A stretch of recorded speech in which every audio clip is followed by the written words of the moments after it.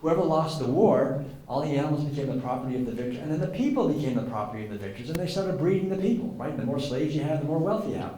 So this very violent, warlike, slave-holding societies grew up in the Eastern Mediterranean region. And that led to the domination, I've already talked about this, the domination of Sophia, the domination of the sacred feminine, because, again, women have always done something men cannot do, something really important, which is to bring forth new life. This beautiful, beautiful, miraculous capacity to bear children. The problem is, what is animal agriculture? Animal agriculture is, I own you, I own your baby, I'm going to pregnate you whenever I want, I'm going to steal your baby, I'm going to use your baby, I'm going to kill your baby, I'm going to pregnate you again. So the whole breeding, the whole sacredness of giving life and giving birth is destroyed.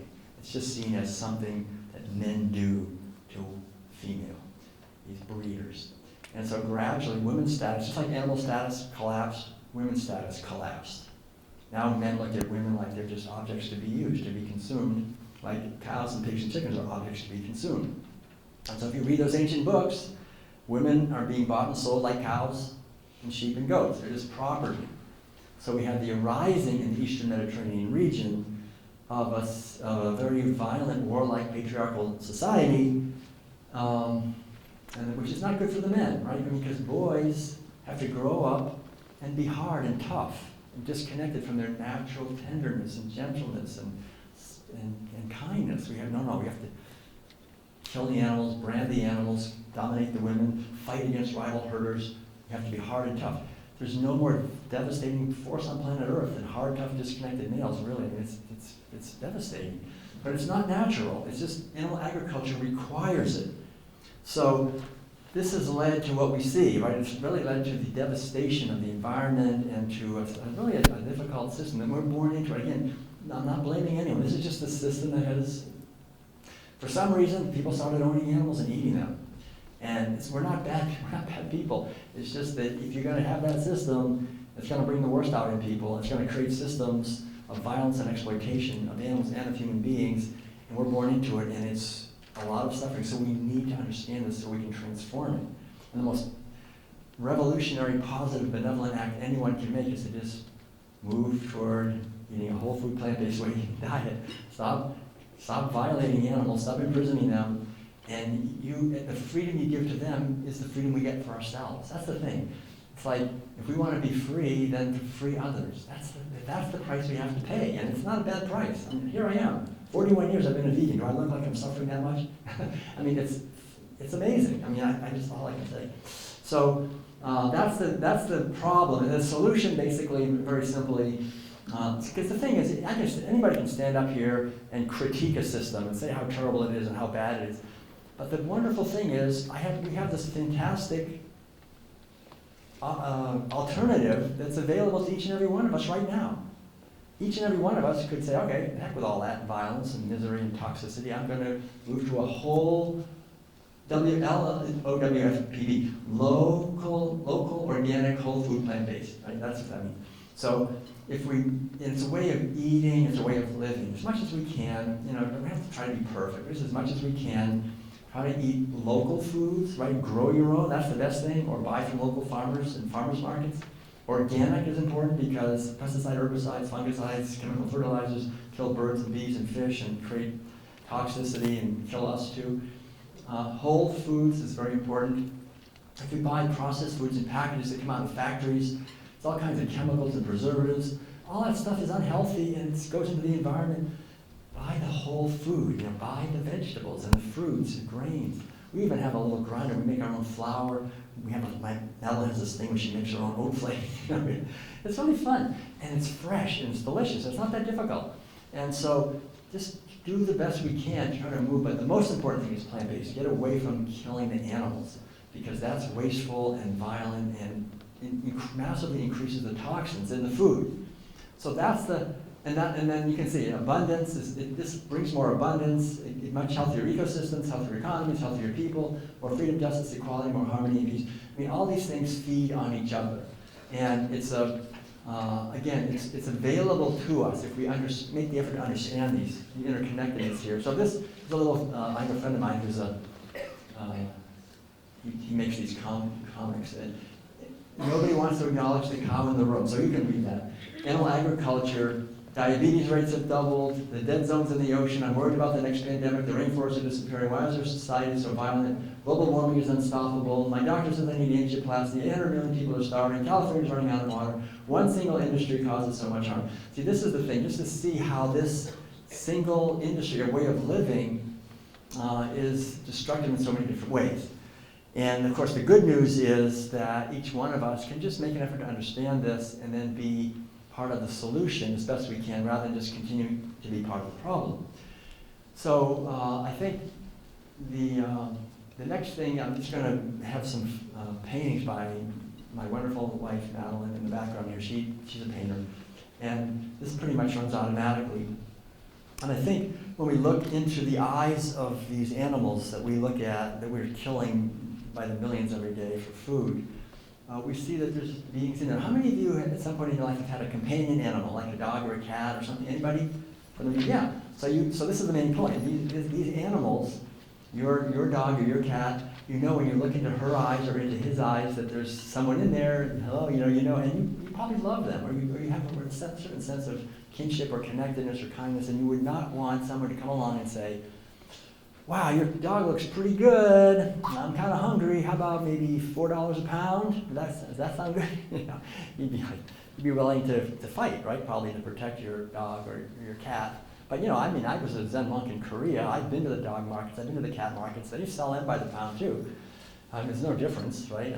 Meat is meat, right? Humans too, whatever. What's the difference, right? Really, if you're really hungry.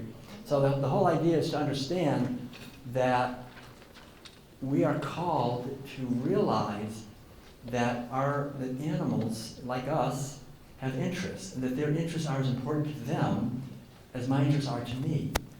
So the problem is that when we live in a society where think of it, every single day, millions of times every day, these animals, and like your dog or cat, they're individual beings with interests who don't want to be abused or harmed or killed or exploited. They're forced into that. And so we do that millions of times a day, and that's not only harmful for these animals, it's harmful to us, because we end up being commodities ourselves. We have to sell ourselves on the market. Or I have to make a good resume and sell myself. Who wants to do that? We have to sell ourselves, where everybody becomes a commodity. We learn to use each other as objects to get what we want. Veganism and really any kind of spiritual or ethical system, it's about respect for ourselves and for others. And so just looking into the eyes of these beings, I think we can begin to get a softer heart and understand there's another way of living. All right, so it's time is. See, I only got through about 1/3 of what I wanted to say, but anyway, there's lots of other things I can say too, but I'd like to stop here, and thank you very much for your kind attention, and I just see if you have any questions. Does anyone have any questions or anything you'd like to pose, or any comments you'd like to make, or anything you'd like me to address, or any whatever? Yes, sir. Yeah, I don't want to get you in hot water because this has become kind of political. Yes. But I'd be interested to know if you make any kind of a connection between what you've been speaking about. And I'm thinking of the 5 interconnecting circles. Yes. You can relate that anyway to COVID-19, specifically the disease itself, as well as our response to it.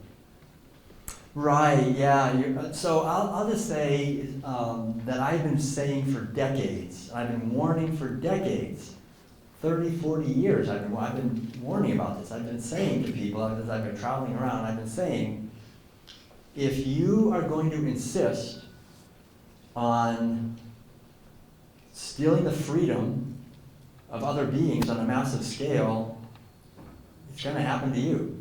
If we're going to insist on forced medicating millions of animals, it's going to happen to us. If we're going to insist on tracking and microchipping millions of animals, it's going to happen to us. Whatever you sow, you're going to reap, right? Sooner or later it's going to happen. I just didn't know it was going to happen so fast, like boom, here it is. But I've been warning about it for a long time. So I knew immediately, as soon as this whole thing started, that this is what it's about.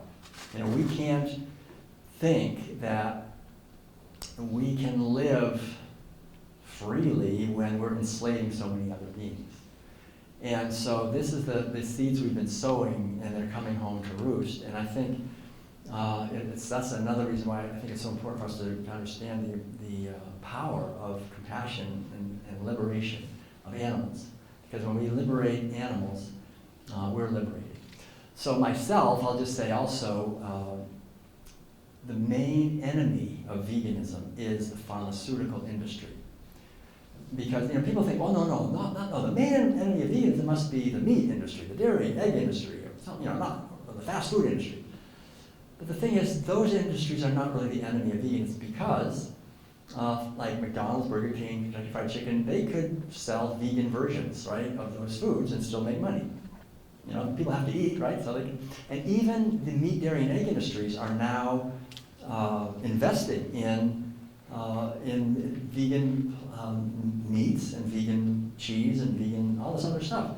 So because people have to eat, right? So they say, okay, if people don't want to eat animal-based protein, we'll sell them plant-based protein. So they can still make money. So they're not really enemies. But the real enemy is the pharmaceutical industry. They hate veganism. I've been a vegan activist longer than almost anyone on the planet. And I've learned that the pharmaceutical industry really hates healthy people, right? I mean, the worst thing for them is healthy people. If everybody was healthy, they'd be out of business immediately. So how do they make all their money? How does the pharmaceutical industry make so much money that they control the media so completely? They control the executive branch of the White House, they control the legislatures, they control the judiciary, they control the state governments, they control the county governments, they have billions of dollars. They're by far the biggest lobby on Capitol Hill. It's the pharmaceutical industry. How do they make so much money? Well, the products are very cheap to produce, right? It costs them maybe $3 or $4, and they sell it for like $500. So they're raking in money. But the thing is, there's three main ways that the pharmaceutical industry makes money. One is there's over 10,000 different drugs and hormones and chemicals that have been approved that the pharmaceutical industry sells to the meat, dairy, and egg industries to inject into the cows and pigs and chickens, right? These animals are massively medicated. They are so horribly medicated and full of toxins, full of drugs and hormones and antibiotics. So the pharmaceutical industry makes huge profits on animal agriculture, directly selling drugs to be injected into these animals. Then people don't know any better. They eat the flesh and secretions of these horribly abused, toxic animals. They actually eat that toxic flesh, drink that horribly toxic milk. They get sick, right? They're massively sick. They have diabetes, they have obesity, they have osteoporosis, they have liver disease, kidney disease, breast cancer, prostate cancer, colon cancer, heart disease, strokes, dementia, all this stuff, all directly caused by eating diets high in toxic animal foods. And the pharmaceutical industry is right there with massive profits for all the medications that people need for their diabetes and for their heart disease and all this other stuff. But the biggest profits they make are something most people don't think of, which are the drugs for mental illness, right? They make their biggest profits on drugs for depression, anxiety, insomnia, panic attacks. And what are people eating? Animals who are absolutely depressed and anxious and suffer from insomnia and panic attacks, right? So the pharmaceutical industry doesn't want us to think about that, right? We're causing all this mental illness in these animals. We're eating insanely abused, horribly treated, miserable animals. We eat that, and we get the same thing happens to us, of course. How can you be happy eating misery? How can you be joyful eating violence, right? It's not going to happen. So the pharmaceutical industry does not want anyone to know any of this. And they control the media, and they control the educational system, and they control the government, they control everything. They're so rich because we're so sick and we give them money. So we should think about that when we think that we're going to trust them with any kind of health, so-called health. I mean, why aren't they telling everybody to be healthy, you should exercise and eat healthy and have healthy relationships, get plenty of sunshine and fresh air? No, you should go do something else, which I won't say. Have a some kind of toxic chemical stuck in your body. Yes? I'm sorry, but you aren't implying that like eating misery in animals that deal with anxiety and depression is creating neurodivergent individuals, right? Oh, you went really fast at the end. Speak a little bit I said louder. you aren't Give the involved. microphone to him so people can hear Okay, it. sure. Yeah.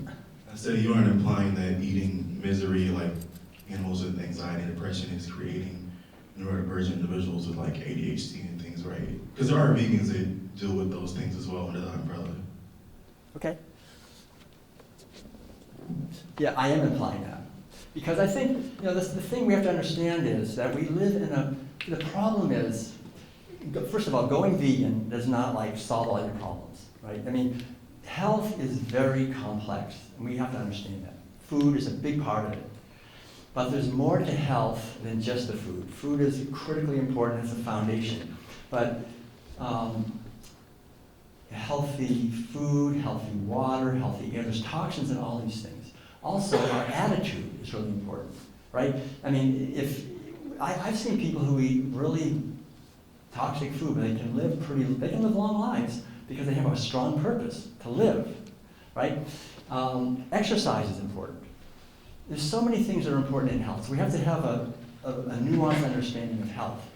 But the point I'm making is definitely, whatever we sow, we're going to reap. If we're going to be putting out, ultimately, this is I don't think you can argue this. Whatever we put out comes back sooner or later. And so if we're going to be, again, insisting on causing misery and violence and terror and fear and despair and pain to millions of animals and then eat that, cause that, we're going to get it. We're going to have the same thing. And we can see it. The proof is in the pudding, right? The proof is absolutely in the pudding. The problem, I'm really glad you brought this up because I've been saying for decades also, let me ask you this, how many of you actually are vegans? Anybody? Any vegans here? 1, 2, oh, okay, good. So, but anyway, when people go vegan, which hopefully you'll think about doing at some point, but anyway, the idea is, I'll just say this now, it's really a two-step process. What most people think of is they think of just the first step, right? I'm not going to eat meat, dairy, or eggs. I'm not going to wear wool, silk, or leather. I'm not going to buy products tested on animals. I'm not going to go to the rodeo and the circus and pay for the animals being abused in entertainment. There's quite a lot of things. It's like pretty complicated. We just do our best. That's the first step. But I always say you really need to take the second step. And the second step is to bring our lives into alignment with what veganism is, which is love. Veganism isn't anything exotic. It's just simply doing the best I can to be loving in my life, right? To be loving to other beings, right? Not just human beings. Veganism is radical inclusion. It's including all living beings in the sphere of my kindness and concern, not just people of my community or my tribe or my race or my belief system or my country or whatever. It's all human beings, and it's not just all human beings, it's all living beings, right? How to expand it as big as possible. I care even about, even insects, right? I mean, just you can have, care about them. And I've lived twice in my life in a vegan community. Once in this country, it was a hippie commune back in 1975, 900 people, and that was when I became a vegetarian. Then later, I was in Tennessee, then later, more recently, I was in the mid-1980s, I shaved my head and I became a Zen Buddhist monk, and I was living in South Korea as a Zen monk, meditating 12 hours a day, sitting on the floor meditating, and in a Korean monastery, Buddhist monastery, and I was in a community that had been practicing veganism for 750 years. So I realized that veganism is not this new hippie thing, from California. It's an ancient wisdom tradition that goes back thousands of years. People have understood this. You can never have a happy, harmonious society if you're going to be eating animal foods. You're going to be oppressing and exploiting animals. So they've understood this. But a lot of vegans don't know that, right? Most vegans think, they watch a video on YouTube and they think, that's terrible, I'm going to go vegan. So that's good. That's the first step. But the second step is to bring our whole life into alignment with it. So it means really healing at a deep level our attitudes and our emotions. And that's an ongoing process. And I took the first step 40 years ago, but the second step, the big important step of continuing to evolve and become more loving, not just theoretically loving, but practically loving, right? Like, people can say, oh, I'm very loving. And I can say, well, okay, well, what are you eating? Are you paying people to stab animals? I mean, it's like, well, how are we actually living our lives? And not just in relationship to non-human animals, but to human animals. Because human animals are very often the hardest ones for us to show love and kindness to, right? Other human beings. They can do things to make us upset, to make us afraid. So how do we treat them? I think that's really important. We have 5 more minutes. Oh, no. Any other questions? Only 5 more minutes, okay. I want to make sure that we cover all the questions. Pardon? No, 4:30. Yeah, 4:30. Any other questions? Yeah, we got 5 more minutes. 5 more minutes. Any other questions? Or comments, or anything, whatever. Comments, opinions? I mean, yeah, ideas you want to share, or yeah, questions. I mean, here it is. It's like, what was that? Otherwise we do yoga. Well, we'll be doing that, yeah, like we said, at 4:45. But, yes, hi, yeah. So, since you said the pharmaceutical company... Give the microphone to her, Ah, because good people idea. can't walk into Yeah. the question. So, since you said like the pharmaceutical company is like the biggest enemy, what have you done during the pandemic to just keep yourself even more healthy? Okay. Okay, well, I've just done what I always do, basically. I mean, I think, health, like I said, being healthy, having a healthy body means completely changing the way you think about everything, really. Like, for example, the average person is trying to avoid being sick, right? We get sick and we think, oh no, oh, I'm sick, it's terrible. I very rarely get sick, but if I do, I'm totally happy about it. Because to me, it's a cleansing. See, the way I look at the physical body is it's this miraculous, self-healing, self-cleansing organism. So any symptom, right, if I have a sore throat, a runny nose, diarrhea, skin rash, whatever it happens, all of that, that's the body cleansing. It's the body detoxifying. Our bodies are always trying to detoxify. So the worst thing in the world is to try to stop that. Like, oh, I want to stop, I want to stop this cough, I want to stop the whatever it is. But we don't know that. Doctors don't know that. Doctors are completely wrong, right? I mean, they think, oh gosh, yeah, go take this drug and stop the cleansing. So what is that? So the body's trying to get rid of all these toxins in the water, in the air, in the food, and we don't let that happen. So what does it do? It drives the toxin deeper, and we don't actually heal properly, and then the disease has to be even stronger, right? So then we get cancer. So believe me, that's why I would never take a drug to try to repress any symptoms, ever. You want to let your body cleanse.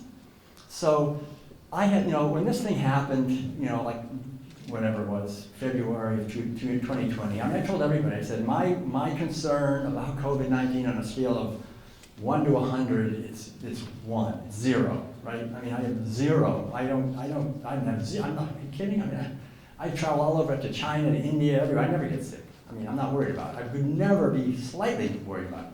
But my concern about what the government's going to do about this was like 100. So that was me. Because I think, I create my health, right? I'm very contagious. I go around, anyone gets too close to me, they get very healthy. That's real contagion. I'm very contagious. And I think we're all actually very contagious. I mean, psychologically. So what this, so if you just spew fear, right, then everybody's going to be afraid. What makes people sick? Fear. Fear makes you sick. I mean, that's why I haven't had a TV for 50 years, right? I don't ever take in the mainstream media. It's toxic. I mean, it's big pharma yelling in your face, telling you what to believe. You're going to trust them? They want you as sick as possible. Obviously, they make their money on sickness. They don't make any money on health. I mean, this isn't rocket science. This is obvious. So every morning I get up, I give thanks first thing for another wonderful day. So I think our attitude is the most important thing.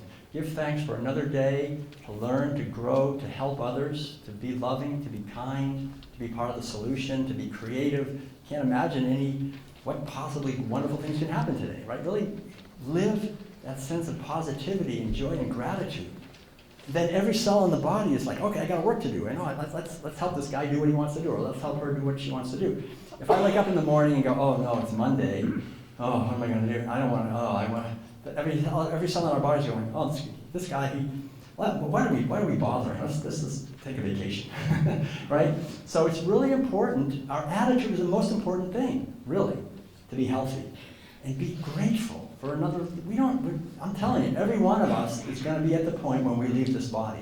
Guaranteed you're going to get to that point, and it comes soon. Really. I mean, I heard an interview of the oldest living human being. She was 118 years old. They said, what's it like being 118? She said, all I can say is, it sure went by awfully fast. It's going to go by fast. Every day is an amazing gift. So when you have that attitude, and then, I spend 2 hours meditating, just sitting quietly, listening. I spend some time doing yoga and Tai Chi. I spend some time writing in a journal. I spend some time reading in sacred books to remember the truth. And then I go to the piano, I play, right? I mean, that's what I do. I'm a musician. So I play the piano, and then Madeline comes over and she plays the flute. We play together. We love and kiss each other quite a bit there, and then connect with the joy of being. And then I go outside, then I get on my bike, I ride down to the lake, I swim in the lake all year round. Middle of January, I jump in anyway. Cold water is the best thing. Nature is our greatest friend. If we get connected with nature, and then we have a garden, we have 70 fruit trees, we have all beds of fruits and vegetables and berries. We grow our own food. Madeline's out there in the garden year round, so we're growing our own food.